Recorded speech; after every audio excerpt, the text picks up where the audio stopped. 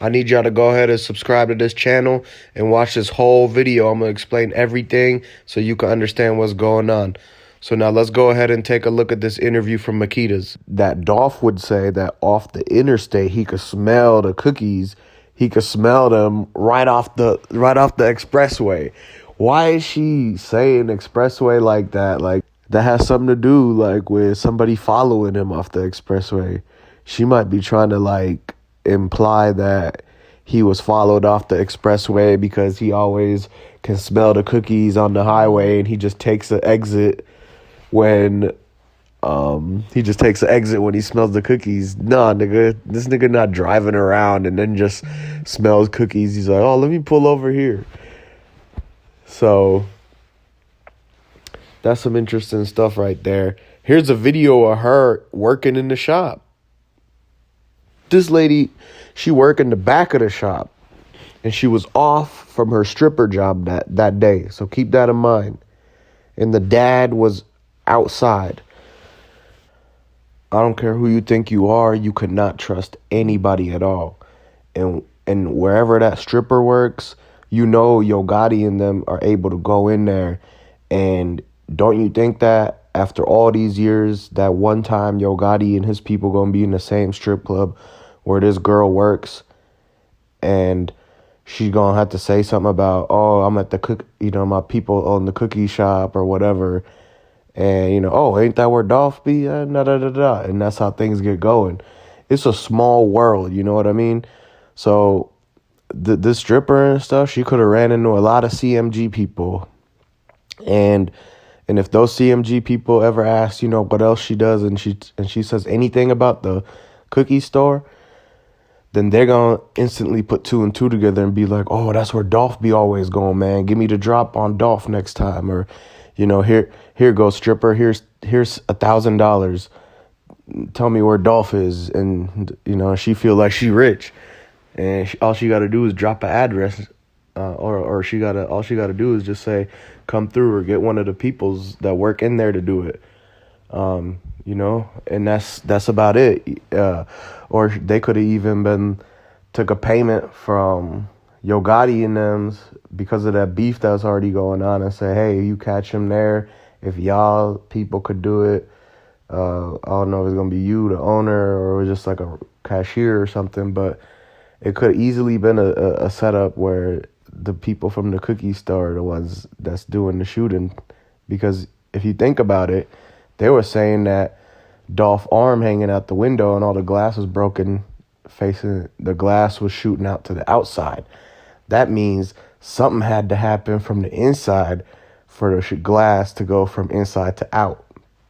You see what I'm saying? The way when shots is fired, the way these bullets move, the glass moves in the same direction because there's so much power behind that ammo. And so it looked to be where people are saying that it could be someone on the inside of the store shot Dolph. And then they ain't even called police right then and there.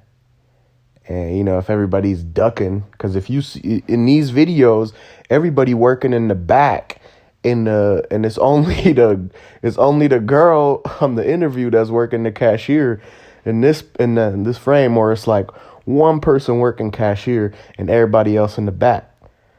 And so if it's like that, then it's only gonna be so many Makedas Bakery employees that could have been in that front room if Dolph ever did even walk in. Once he gets in there, it's only going to be so many people there, because not like the whole damn store is standing at the register waiting for niggas. They in the back making their shit. So as soon as he get in, whoever up in that front there, those people are people of interest. The dad, definitely. The owner, definitely a person of interest, because that nigga said himself that he was outside coming in. He was in the air. He was in the outside area, very close to the store. And shots pop off. Drivers take off. Getaway driver takes off. And then instantly here comes this nigga. Like, what kind of shit? It almost seemed like they popped Dolph and spun the block and dropped dude back off the owner. That's what it damn near seemed like. I'm trying to figure out the timing of how this dude, if he really could be involved, like people are saying he is, how is he going? Shooting happens and then he pops up on the scene. We need to hear from somebody who's seen old boy walking in after the shooting. Because if somebody says that he was there during the shooting, then it looked bad because why is he saying he was gone and then came in if somebody else says he was already there? And that's the actual situation. Because the daughter in this interview, the stripper, she's already lying saying that old boy was on the phone with her telling Dolph, stay with me, bro, stay with me, bro. And when everybody is saying that Dolph got shot 20 times, how is he supposed to be? If he got shot over 20 times, bro, been flatlined by then. Ain't no stay with me. Like, come on now. You wouldn't jump up on a body like that if they wasn't actually breathing and stuff like that. And he didn't give no CPR. I know that nigga probably don't know no CPR. So that's just fucked up. And who called the police? Who called the police? We need to figure out who called the police and interview that person and say, did you actually see anything or were you just told to go call the police? So that's another questions we need answered. And so, yeah, Makedas is basically trying to say that they got beef with all the bloggers because when they drop the footage, that is going to prove their innocence.